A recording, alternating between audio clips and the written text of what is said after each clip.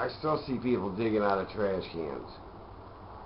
And when they can go sit down somewhere and get a hot meal, I didn't get it. I don't get it. Personally, I don't get it. But if that's the way they chose to live, I surely didn't plan on, when I ended up in the Cass Corridor, that I would literally have to crawl out of the gutter to get back where I am today. That was not my plan. However, it worked out for the best.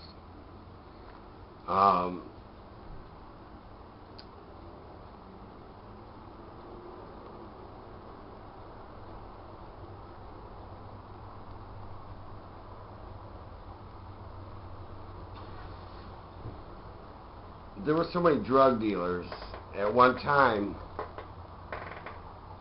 in the Cass Corridor that you had your choice of about 20 or 30 different people dealing drugs within a 10-block square area. So if the word got out that a newbie, somebody that didn't shoot dope a lot, OD'd, that was where you'd find the biggest line of people around that particular person that was selling the dope. Because if it would kill you, that's the dope we wanted. Because it must have been really good, man, if it made you OD on that little bit. You can see the twistedness behind people's thinking. You know, when you would hear about a house that was selling dope where the shit was so good people were dying, there was lines around the dope house.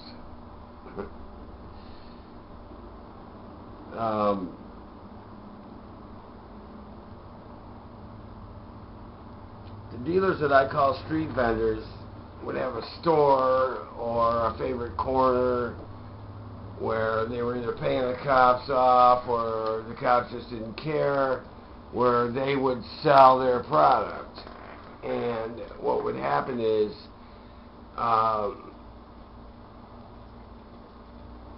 they would get any good with the store owner, or, you know, the corner they were near, they would become familiar with the people there, maybe even pay them off, who knows. So that they had a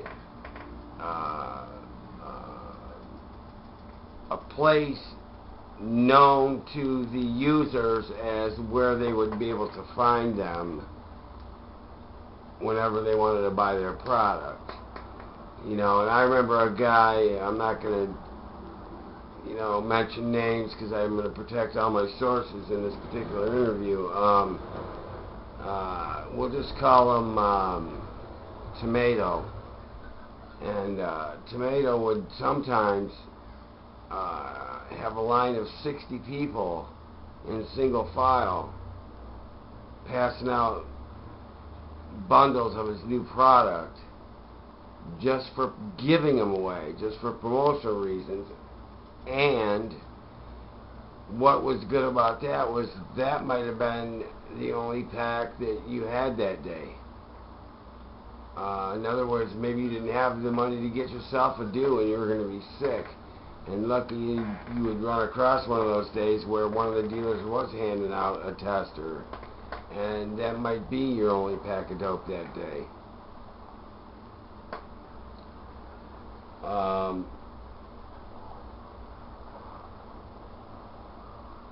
People would literally would come running out of the shrubs. I am serious.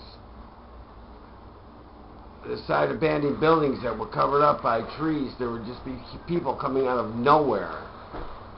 Out of abandoned buildings, crawling through out of windows, and you would just see people coming from everywhere. Once the word got out that somebody was handing out freebies, next thing you know, there was fucking 60, 70 people lined up on the sidewalk, maybe more, just depending on how much you had to hand out. But it was just a totally different world. It was, you know, literally, I would have to say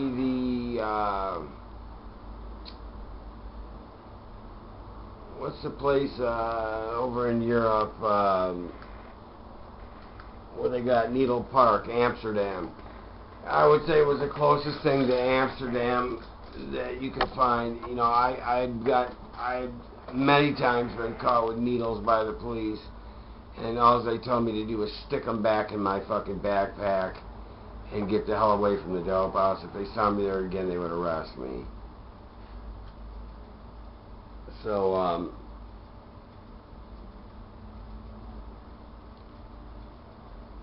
I'm going to be able to take my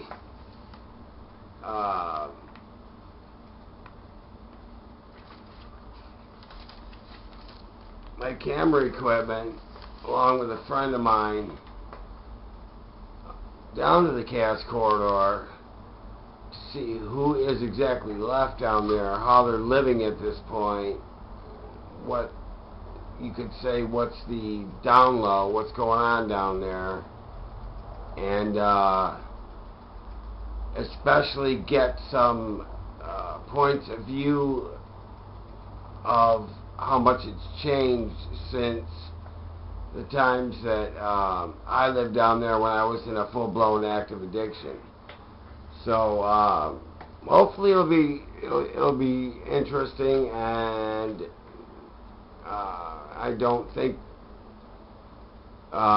this is something that's going to go viral, but I want it to be instructive. I want people to know that you can pull yourself literally out of the gutter, because I did it.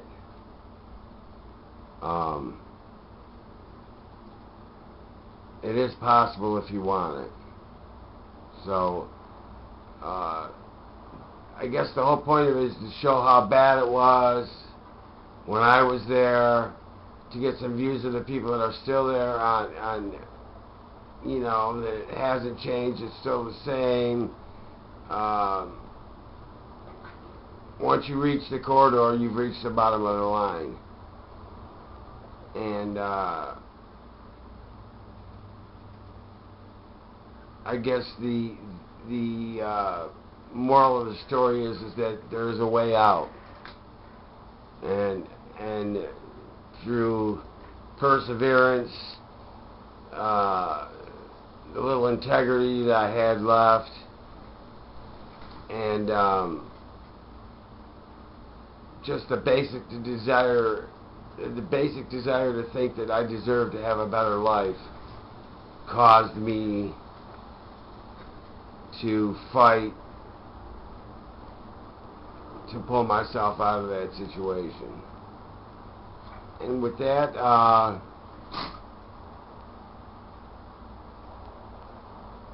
guess we're going to get down to some sights of the city, and hopefully get some great interviews from some people that are still, you know, down in their active addiction. And some of this could get very graphic, you know, about people using drugs. I'm not going to be afraid to, you know, straight up do a close-up on a guy, you know, shooting some dope. Some of this is going to be very graphic, and it's meant to scare people. It's not meant to be a fluff story.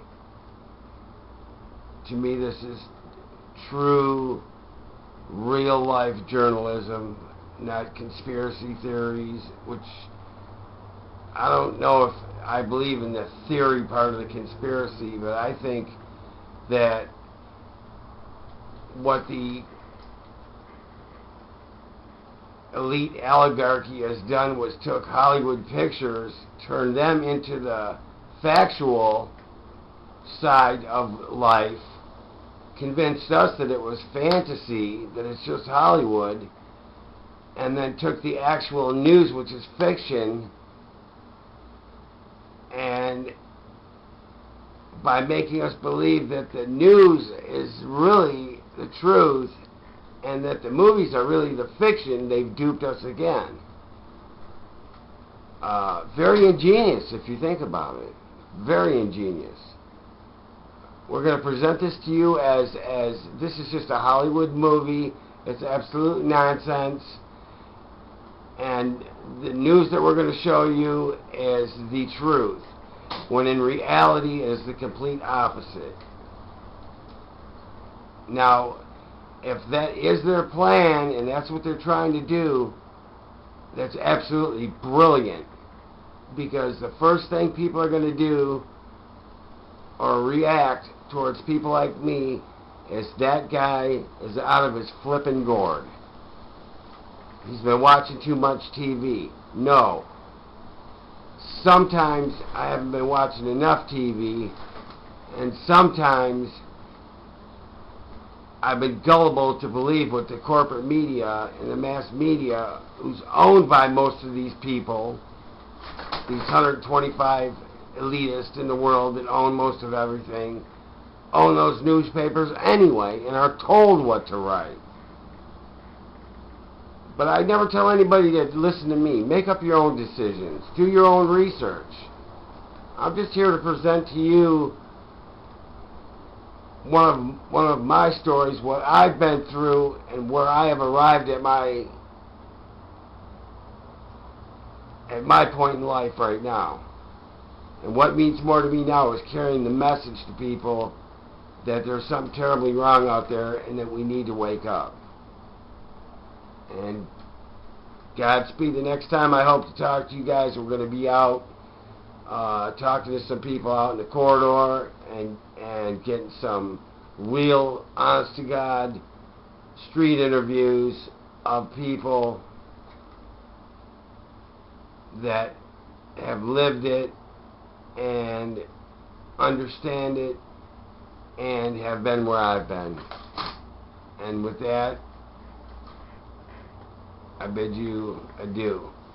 I hope to see you again soon, and we're going to bring you some really, really honest-to-God true TV, no relationship to the show, as far as my opinion goes. I want to bring you some real journalism, some real what is really going on out there today that our corporate media refuses to cover. That's what I want to cover. And with that, I thank you very much.